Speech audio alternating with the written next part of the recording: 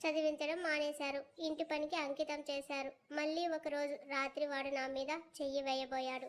చేతికి దొరికిన వస్తువుతో వాడి తల పగలగొట్టి ధైర్యం చేసి ఆ ఇంటి నుంచి బయటపడ్డాను. ఎక్కడికి వెళ్ళాలో తెలియలేదు. అమ్మ నాకు చిన్నప్పుడు చేయించిన చెవి కమ్మలు అమ్మేసి ఆ డబ్బుతో ట్రైన్ ఎక్కాను. ఆ ట్రైన్లోనే ఆశ్రమంలో ఉంటే ఒక ఆవిడ పరిచయమైంది. నా బాధంతా చెప్పాను. నన్ను తనతో తీసుకెళ్ళింది. అక్కడే పిల్లల్ని చూసుకుంటూ ఉంటే జీతంతో పాటు తిండి ఉండటానికి వసతి ఏర్పాటు చేస్తామన్నారు. అలా అక్కడే ఉన్న నాకు యశిక అక్క ఒకరోజు పరిచయం అయ్యారు. అక్షయ్ హెల్త్ గురించి అక్కడున్న డాక్టర్ దగ్గరకు తీసుకొస్తూ. కానీ ఆవిడ డబ్బు తింటూ బాబుకి ట్రీట్మెంట్ ఇచ్చేది కాదు. నేను గమనించి అక్కకి చెప్పడం, అప్పుడే మీరు రావడం, మీతో నేనిలా అంటూ తన గురించి క్లుప్తంగా చెప్పింది స్వప్న. ఆమె జీవితమంతా వింటున్న శివాకి స్వప్న మీద మంచి అభిప్రాయం. ఆమె సేవా గుణం, వ్యక్తిత్వం నచ్చాయి. మరి మీరు ఆదిత్య సార్తో ఉంటున్నారు, మీకు అమ్మా నాన్న ఎవరు లేరా అడిగింది. శివ తన గతమంతా చెప్పాడు. అన్నకి నేను సేవకుని కానీ అతను ఎప్పుడు నన్ను తన గుండెల్లో పెట్టుకుని చూసుకుంటారు. నా హద్దులు నాకు తెలుసు. అందుకే ఆయనకు ఎప్పుడు గౌరవం ఇస్తూ దూరంగా ఉంటాను. నాకు నా ప్రాణం కంటే ఎక్కువ అన్న అన్నాడు. మీ అమ్మా నాన్న చనిపోవడానికి కారణం సార్ ఫ్యామిలీ అని తెలిసి కోపం రాలేదా? లేదు. ఇందులో అన్న తప్పు కానీ అమ్మ తప్పు కానీ ఏం లేవు. ఎందుకంటే వాళ్ళు నాకన్నా కష్టాలు బాధలు అనుభవించారు. అన్న జైలుకు కూడా వెళ్ళారు. ఇంకా యమున అమ్మ నన్ను సొంత కొడుకులా చూసుకుంటుంది. నవ్య కూడా అంతే. ఇప్పుడు యశి కూడా నన్ను అన్న అనే పిలుస్తుంది. ఇంకా పిల్లలైతే చెప్పే పని లేదు. ఆద్య అయితే నన్ను క్షణం వదలదు. ఎక్కడ దొరుకుతుంది నాకు ఇంత ప్రేమ, అభిమానం, ఆప్యాయత? అందుకే ఈ కుటుంబం కోసం నా ప్రాణాన్ని తృణప్రాయంగా వదిలేయడానికి కూడా నేను సిద్ధం అన్నాడు శివ. మరి రేపు మీ జీవితంలోకి వచ్చే అమ్మాయికి, పుట్టే మీ పిల్లలకు మీ మనసులో చోటు ఉండదా? స్వప్న ఎందుకు అలా అడిగిందో తెలుసు అతనికి. నా భార్య పిల్లలు అయినా సరే, అన్న తర్వాత ఎవరైనా, అదంతా అర్థం చేసుకునే అమ్మాయికే నా జీవితంలో చోటు. అసలు పెళ్లి కూడా నాకు ఇష్టం లేదు. యశి బలవంతం మీద అంటూ ఆగి స్వప్నాన్ని చూశాడు. ఆమెలో అదే ప్రసన్నత. శివ మోహం చూసి, మీరు మీ భార్య కోసం ఆదిత్య సార్ని వదలను అనడం నాకు నచ్చింది సార్. మీలాంటి వాళ్ళు చాలా అరుదు. లక్కీ అంది. మరి నా మీద నీ ఒపీనియన్ ఏంటి అడిగాడు శివ సూటిగా. క్షణం ఫ్రీజ్ అయిన స్వప్న వెంటనే తేరుకొని, అలా సడన్గా అడిగితే ఎలా అంది సిగ్గుతో కళ్ళు వాల్చేస్తూ. నీ మనసులో నా మీద ఉద్దేశం ఏంటో తెలుసుకుంటే మంచిదని నా అభిప్రాయం. రేపు ఒకరికొకరు నచ్చకపోతే ఇలా ఒంటరిగా కలిసి తిరగడం మన ఇద్దరికి అంత మంచి విషయం కాదు. స్వప్న చిరుకోపంగా చూస్తూ, నా మనసులో ఏముందో తెలియకుండానే ఇక్కడి వరకు వచ్చారా? నేను యశి అక్కకి ఫోన్ చేస్తాను అని పైకి లేచి వెళ్ళిపోతుంటే చెయ్యి పట్టుకొని ఆపేశాడు శివ. ఆదిత్య బైక్ యశి ఉన్న మాల్ ముందు ఆగింది. లోపలికి వస్తూ ధనుష్కి ఫోన్ చేసి ఎక్కడ ఉన్నారు అడిగి ఆ ఫ్లోర్కి వెళ్ళాడు. మీకేం కావాలో తీసుకుని కింద కారులో డ్రైవర్ ఉన్నాడు, రిసార్ట్కి వెళ్ళండి. నేను యశి నిదానంగా వెనుక వస్తామని చెప్పి వాళ్ళని పంపించి యశి ఉన్న వైపు వెళ్ళాడు ఆది. పిల్లల కోసం షాపింగ్ అంతా అయ్యింది. ఓ డ్రెస్ నచ్చి ట్రయల్ కోసం వెళ్ళిన యశి డోర్ వేయబోయే టైంకి మెరుపులా వచ్చిన ఆదిత్య ఆమెతో పాటు లోనికి వచ్చేశాడు. ముందు బెదిరి ఆదిత్యాన్ని చూసి, ఆది నువ్వేంటిక్కడ అంది.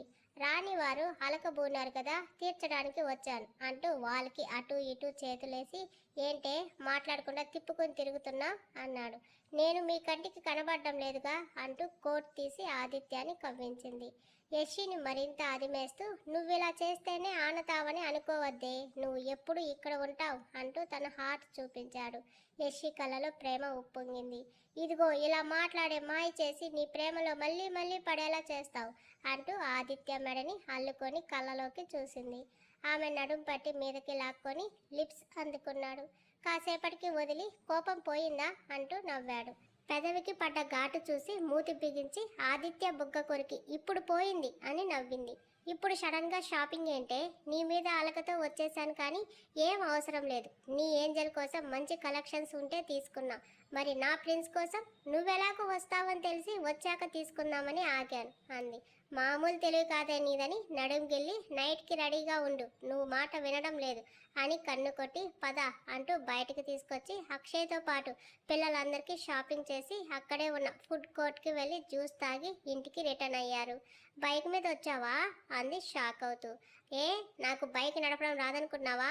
కాదు, నేనెప్పుడూ చూడలేదు కదా అందుకే. కవర్స్ అన్ని డ్రైవర్కి ఇచ్చి కార్లో పెట్టించి యషితో బైక్ స్టార్ట్ చేశాడు. వావ్ ఆది, నేను అస్సలు అనుకోలేదు నీతో ఇలా అంటూ వెనుక నుంచి గట్టిగా హత్తుకొని కళ్ళు మూసుకుంది. నవ్యకి కాల్ చేశాడు. ఆద్య, అక్షయ్ లేచారా అని. ఇంకా లేదని రిప్లై ఇచ్చింది నవ్య. కొంచెం లేటుగా ఇంటికి వస్తామని వెంటనే మరో 4 ఫోన్ కాల్స్ చేసి ఫోన్ పాకెట్లో పెట్టుకున్నాడు. ఎవరికి? అన్ని కాల్స్ జనం ఎక్కువగా లేని రోడ్స్ని చూస్తూ అడిగింది. సమాధానం చెప్పలేదు.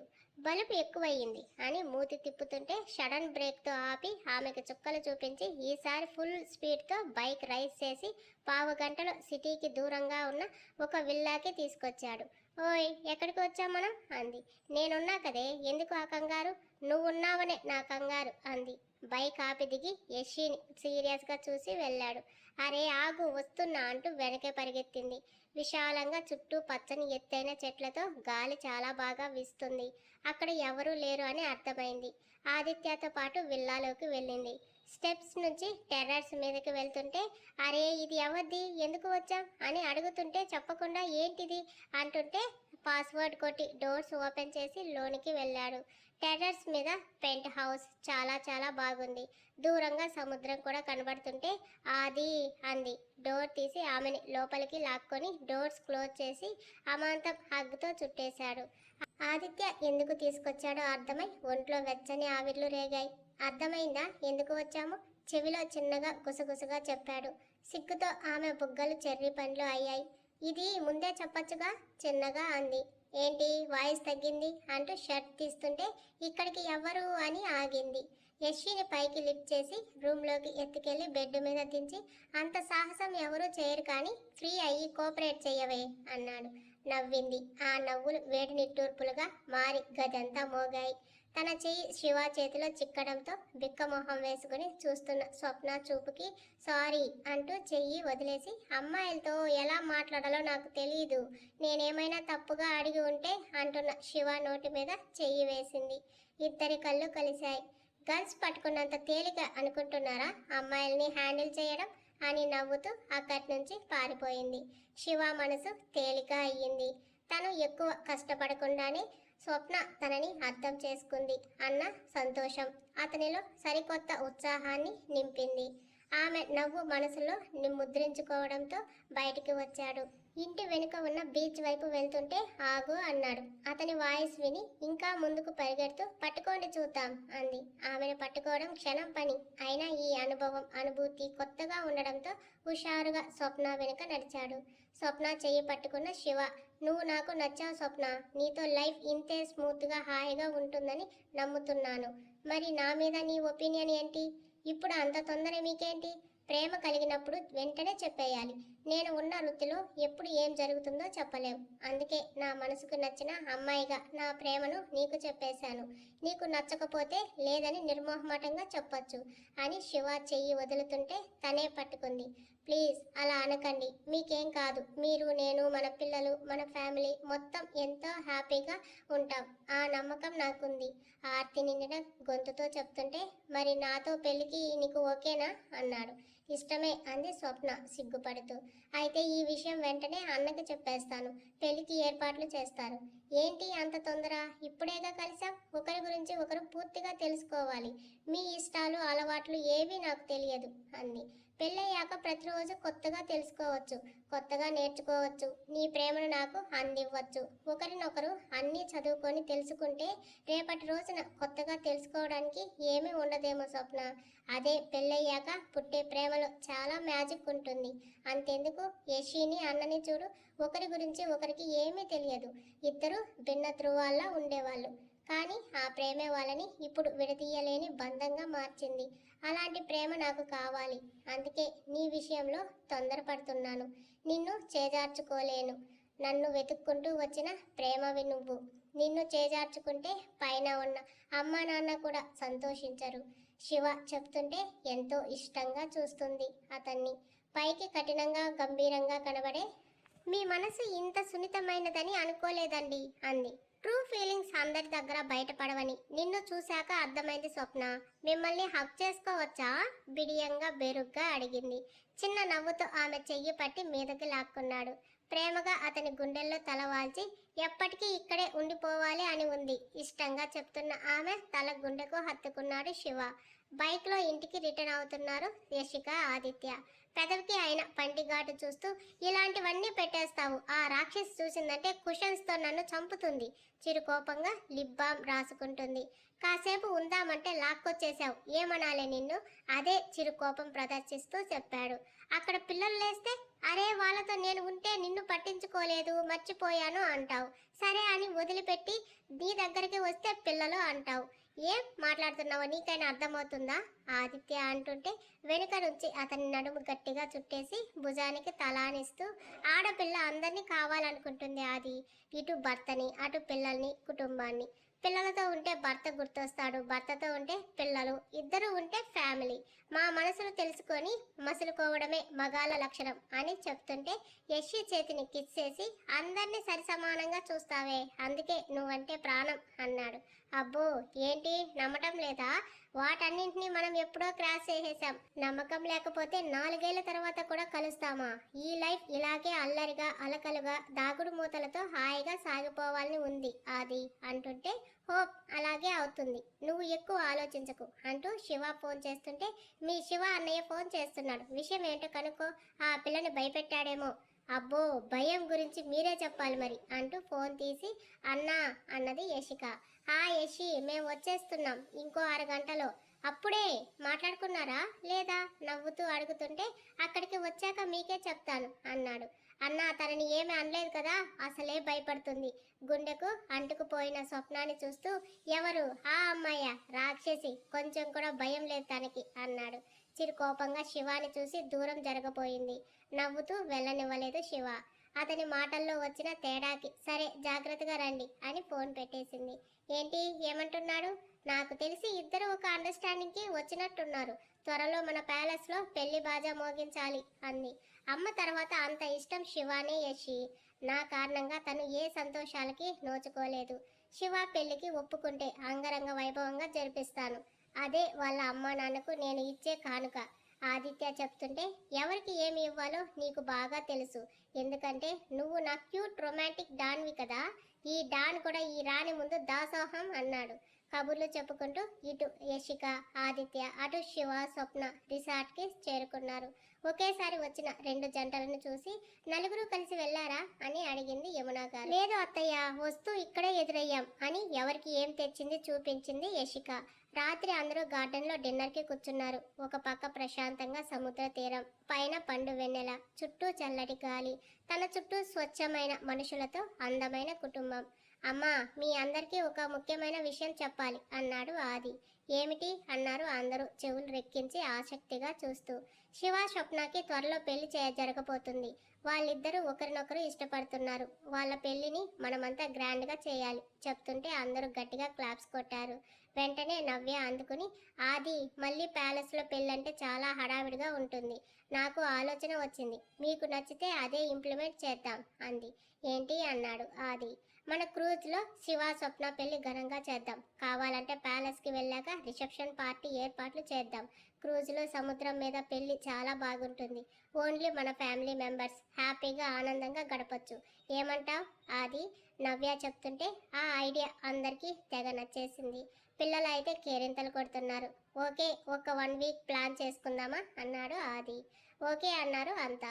ఇలా అల్లరితో సందడితో ఆటలతో పాటలతో ఆనందంతో ప్రతి ఒక్కరి మనసులో ఒక కుటుంబంలోని ప్రేమను ఆప్యాయతను రుచి చూస్తున్న భావన. ఆదిత్య సొంత క్రూజ్ బంగారు వర్ణపు లైటింగ్స్తో దగదగా మెరిసిపోతుంది. బయటే కాదు లోపల కూడా అంతే అలంకరణతో ఆనందాలని తనలోనే ఉన్నాయా అన్నట్టు చూసేవారి కళ్ళకి మహదానందాన్ని కలిగిస్తుంది. ముందు రోజే షాపింగ్ అంతా కంప్లీట్ అయ్యింది. ఆడవాళ్ళంతా మెహందీ పెట్టుకున్న గోరింటాకు చేతులతో అందంగా ఉన్నారు. ఆదిత్య యశి పెళ్లిలో ఎలాగైతే మెహందీ హల్దీ సంగీత్ పెళ్లి ఉన్నాయో అలాగే ఏర్పాటు చేశారు. హల్దీలో శివతో మగవాళ్ళు ఉంటే స్వప్నతో ఆడవాళ్ళు ఉన్నారు. అమ్మా నాన్న లేని తనకి అన్నీ తామై చేస్తున్న వాళ్ళ ఆదరాభిమానానికి ఆనందంతో కంటతడి పెట్టుకుంది స్వప్న. పిల్లలకైతే పెద్దవాళ్ళు హంగామాకి మరింత జోష్ వచ్చింది. హల్దీ ఫంక్షన్ అయ్యాక క్రూజ్లోని సంగీత్కి అందరూ రెడీ అయ్యి ఓపెన్గా ఉన్న డెక్ దగ్గరకు చేరారు. రాత్రి కావడంతో చుట్టూ చీకటిగా ఉన్న మీకు మేము ఉన్నామని చెప్తున్నాయి ఆకాశంలో మెరుస్తున్న నక్షత్రాలు, వెన్నెల కురిపిస్తున్న చంద్రుడు. చల్లటి గాలి, మృదువైన సంగీతం, కోరుకున్న వ్యక్తితో చిన్నగా కదుపుతున్న కాలికి ప్రతి ఒక్కరి మదిలో అనిర్వచనీయమైన ఆనందం, పిల్లల సంతోషం చూస్తున్న యమునా గారు, ఇందిరా గారికైతే ఇంతకంటే మాకు ఇంకేం కావాలి అనుకున్నారు. పిల్లలు పెద్దలు ప్రిపేర్ అయిన సాంగ్స్కి డాన్సులు ఇరగదీశారు. ఆడి ఆడి అలసిపోయిన వాళ్ళు అక్కడే డిన్నర్ కూడా కలిసి చేసి రెస్ట్ తీసుకోవడానికి ఎవరి గదులకు వాళ్ళు వెళ్ళారు.